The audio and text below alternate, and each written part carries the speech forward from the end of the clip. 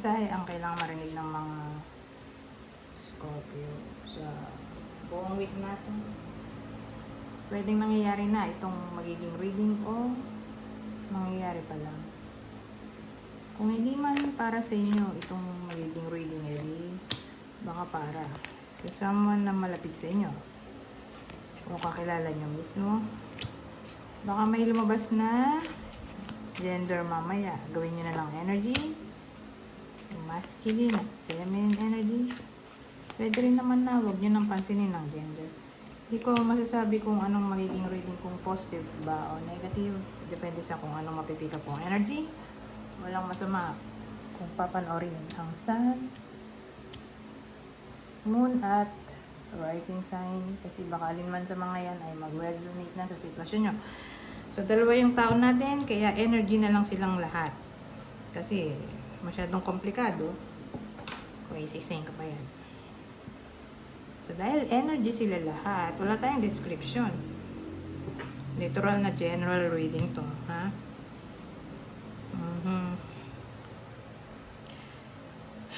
So, meron tayong Queen of Swords, Five of Wands, Two of Pentacles, ito Knight of Cups. Ay, Cups nga yan.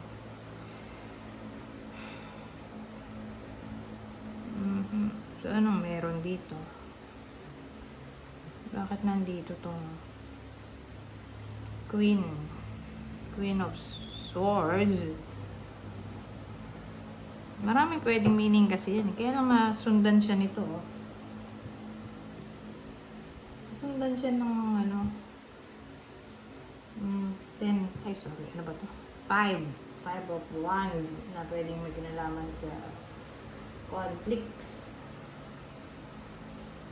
o arguments, irritation, annoyance, competition. Ano to mukha na siyang cruel or ruthless person. So, dahil masama ugali. Kumbaga may encounter yung iba sa inyo na masama ang ugali. So, dahil masama nga ang ugali, ito, mag-aaway o may misunderstanding na maaaring mangyari. O tampuhan o isnaban.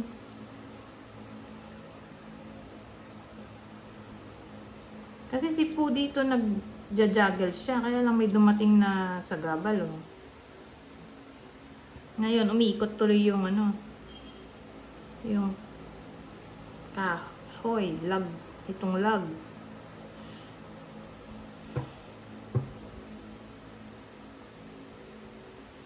So, more like parang distraction na to sa pag-balance ng priority o so, ibig sabihin, tong distraction na to, ito talaga yon.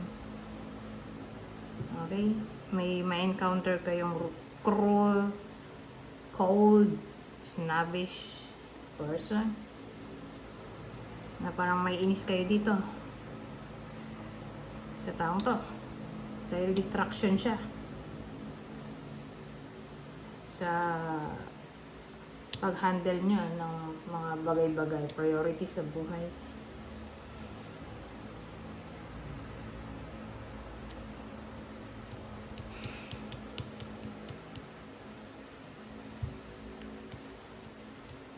O pwedeng nang dahil sa taong to na may encounter ng iba sa inyo na masama ang ugali,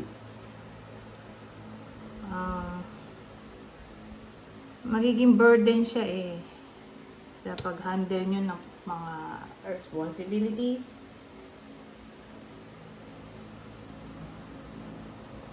Pero ang maganda, nandito tong Knight of Cups. So, paano siya magiging maganda?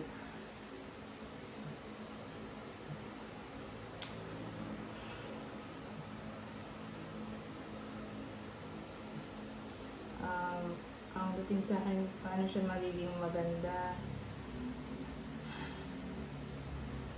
Kasi, ang gagawin nyo, since madidistract kayo dito,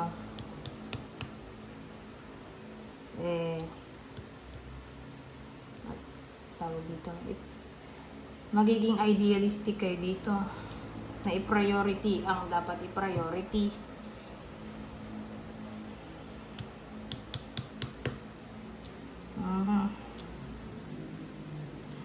Na kumbaga, imbis na mag-multitasking kayo dito,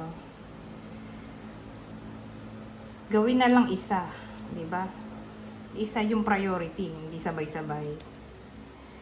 So, magiging idealistic kayo sa pagpili ng kung ano yung mas priority.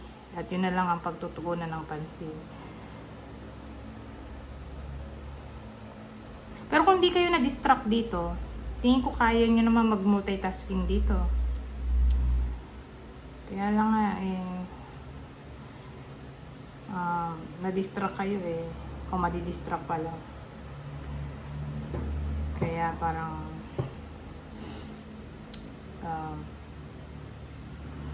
hindi nyo kayang pagsabayin yung responsibilities nyo or yung personal life at career life. So, case to case basis.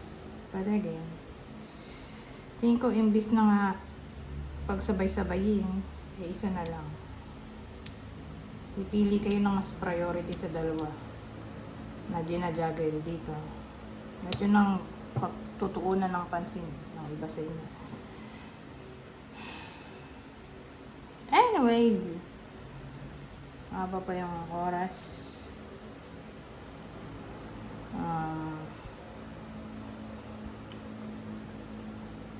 Kuha tayo ng ibang detalye. Ito naman walang binanggit kung love reading ba yan o career. Basta may someone na mambubuisit sa buhay nyo ngayong week. At siya ay magiging distraction sa pag-handle nyo ng mga responsibilities. So again, walang binanggit kung sa career ba yan o love life. Basta i-expect nyo na lang. Baka magwisit kayo, okay? Sa week na to. O sabihin natin di man lahat baka yung iba sa inyo. Anyways, since wala nga binanggit na love reading, edi mag-proceed na tayo sa pangalawang senaryo.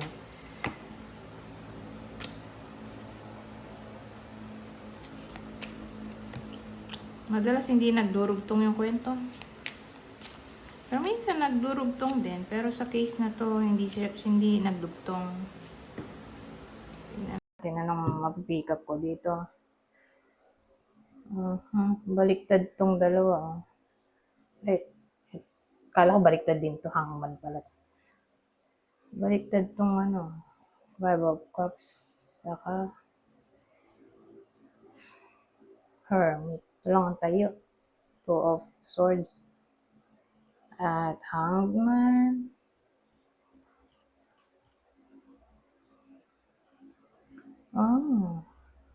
Well, ang dating sa akin, may iba sa inyo na nalilito kung magpapatawad ba o mag-move on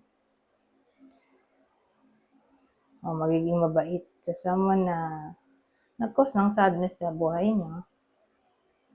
Kahit dito, hesitation or wala kayong gagawin.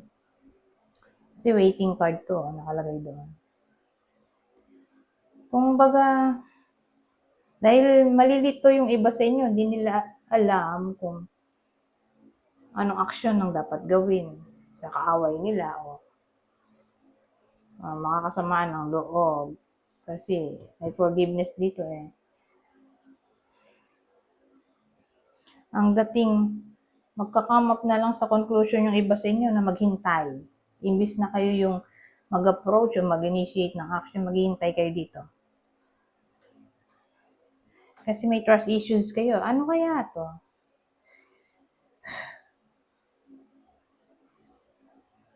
Trust issues, Ano kayong pinag-awayan dito? Parang may idea tayo, no?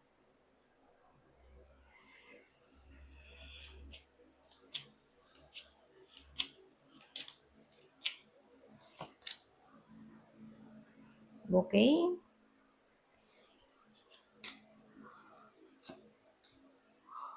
Labo, kahit dito nag-away din eh. Oh, separation na sila oh. Teka, ito nagawayan ng mga to. Kahit dito oh, hindi na sila nag-uusap dito. Nag-away, hindi na nag-uusap. Ano kaya tong bouquet na to? Para malaman natin kung anong ugat. Ugat ng problema nang galing sa bouquet. Ang sakit ng ulo ko. Klaseng problema. Kasi okay naman yung card ng bouquet. So, pwede itong may kinalaman sa broken promise.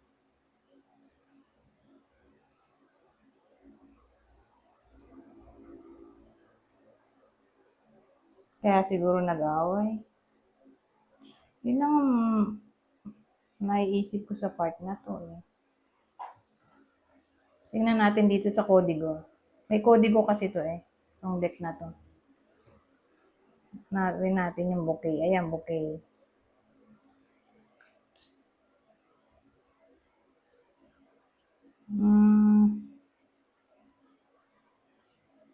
Kulang sa appreciation. Wala mo, binanggit dito ano, specific na clue. Ayun pala, may nakalagay na dito. Reward, pleasure, flattery.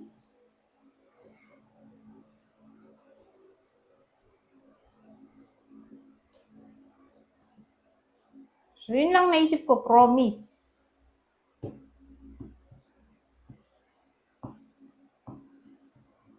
Nasirang promise. Ito, promise na pinag-awayan. Siguro nga hindi natupad. So, dahil nag-away, ayan, nag-lead sa separation.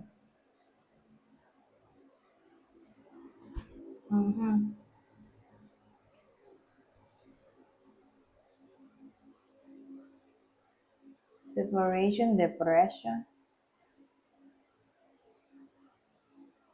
draining situation,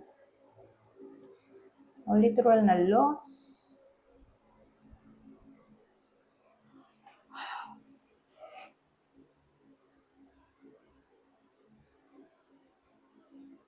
Dito nga sabi, death, sadness, mourning.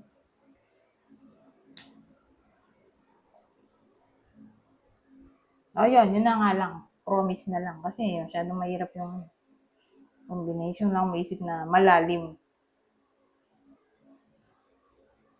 Malalim na description. Kasi magandang card ng bouquet. Ano nga yung bouquet na yan eh. Positive card.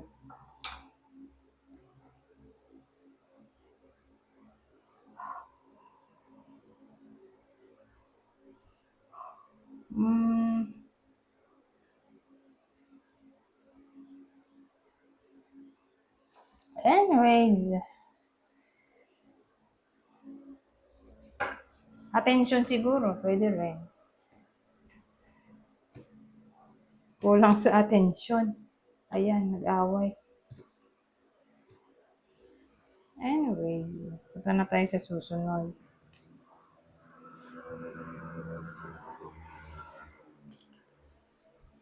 Saan ba yung isang deck? Ito. Ano pang masasabi nito?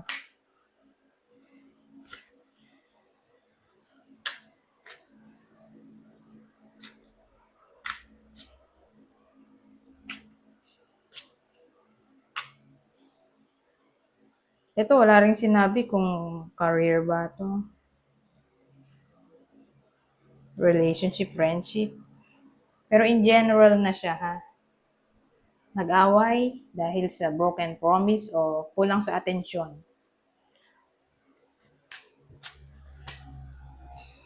Oh, mushroom naman to.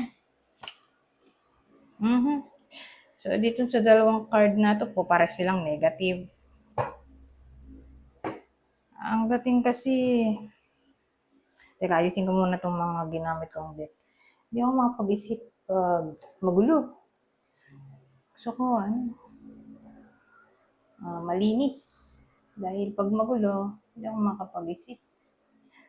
Anyways, pwede kong maisip sa part na to kasi may mushroom nga tayo. So, yung mushroom dito, mukhang poisonous. Oh. Yan yung itsura, yung kulay.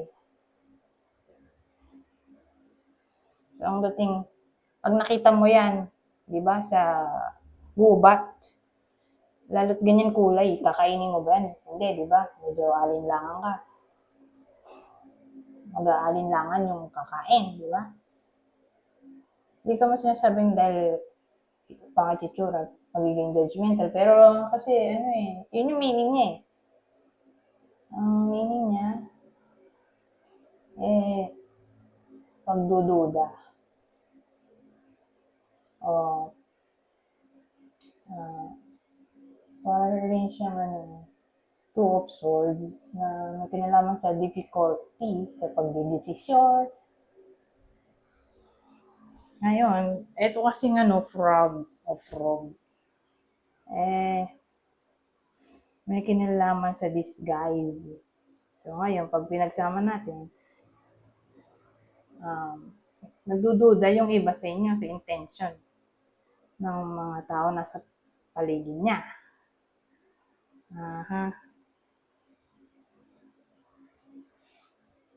So para siyang frog prince, di ba? Yung prince naging frog, ano nga bang kwento nun? Nakalimutan ko na, hindi ko sinapanood. Pero ganyan yung dating yung cartoon. O Beauty and the Beast siguro. Di ba yung Beast Prince din yun eh. Na masama yata ang ugali, kaya sinumpa maging pangit. Kaya naging beast. So yan. Pero in relation sa frog, malayo na yung Beauty and the Beast. Pero yung logic may disguise. Hindi naman yun yung itsura niya talaga. Parang sinumpa lang. Or kung i-relate natin dito nga sa frog, mukha talaga siyang frog prince na mapandin lang. Pero ewan ko kung bakit naging frog prince yun. Naging frog yung prince. Siguro masama din ugali. Well, anyways, doon naman sa part na yun hindi naman niya ginusto. Diba? Na mag-turn sa frog. Pero dito sa case na to, sinisymbolize ng frog yung disguise.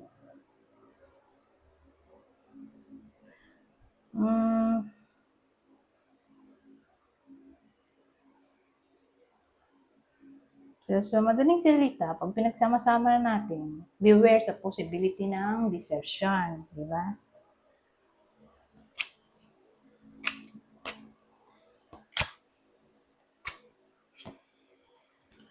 Oh, may toast naman tayo. Kasi, kung i-relate natin yan sa realidad, yung toast, di ba? Ikaw kaya tanggalin yung tooth mo, di ba? Ang sakit. So, siya? Painful separation. Sinisimbolize ng tooth. Hindi naman sa overall na meaning ay ganun. Pero dito kasi sa creator, gumawa nito, ganun nga ba ang sarili kong idea to? Teka. Kasi alam ko, ganun yung description niya. Kaya naman sa painful separation. O pain, o illness. Okay? Pain, illness, ganun. Ngayon, sabihin na lang natin crisis na lang to. Pag pinagsama kasi natin to,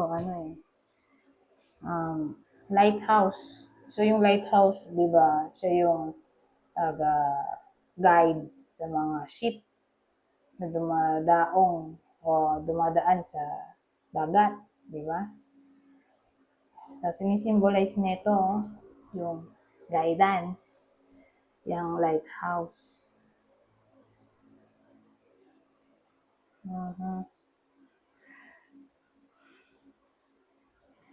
So, in short, may tutulong sa iba sa inyo in times of crisis. Okay? Ganun dating sa akin. Don't worry.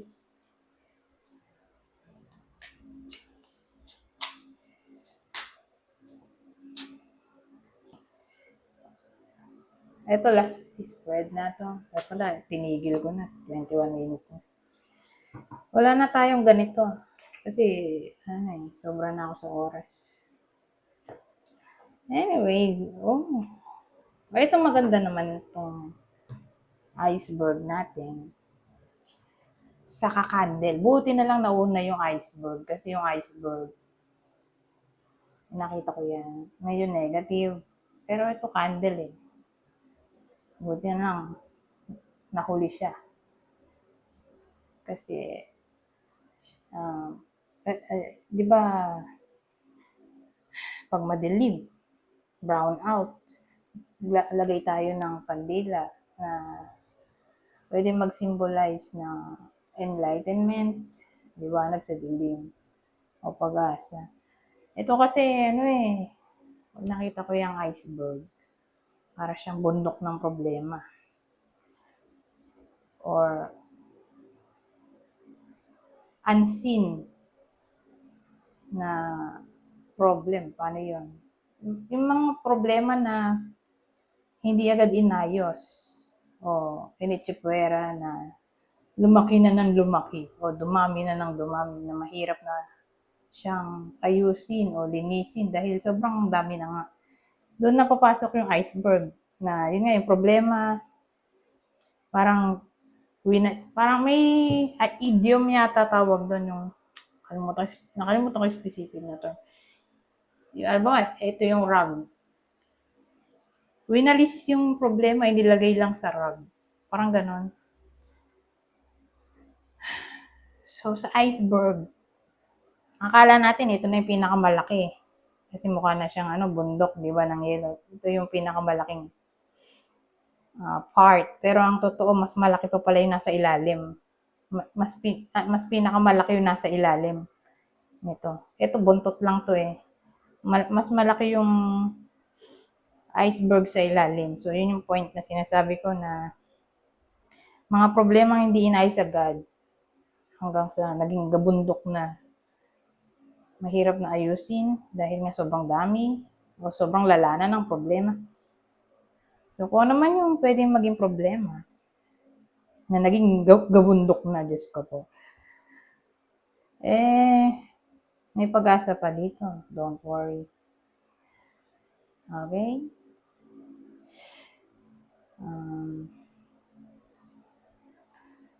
Ano pa bang pwedeng masabi dito? Bukod sa gabundok na problema,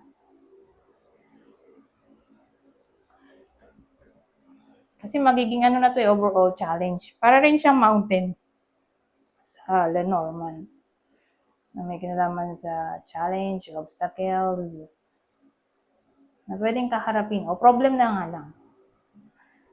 Balakid na pwedeng ma-encounter ng iba sa inyo. Pero don't worry, may pag-asa pa. Okay? So, yun yung dating. Kakaproblema yung iba sa inyo sa week na to. Pero don't worry nga. Dahil maayos pa. Dahil may pag-asa pa. Anyways, hanggang dito na lang. Goodbye.